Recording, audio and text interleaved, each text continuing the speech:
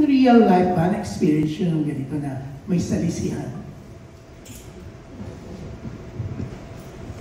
Unfortunately po, yes, na-experience ko na po.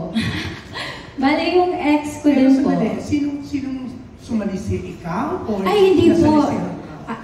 Nasalisihan po ako. Ayan po. Yung ex ko before, nakabuntis din siya ng iba. Pero feeling ko kaya nangyari kasi ayaw ko pa po kasi nung time na yun ayaw ko pa pong ibigay yung bataan ko. Kaya siguro nangyari yun.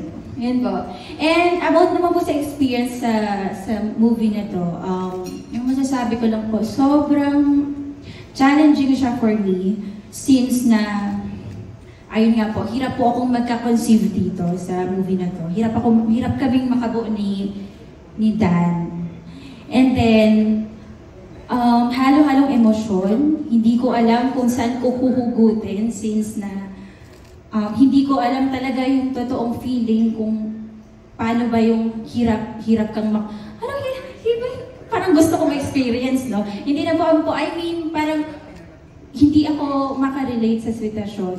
So, thankful lang din ako kay Direk kasi ginaid po talaga nila ako kung paano ko po yung magiging expression ko and kung paano ko pong i-deliver yung role ko. Ayun po.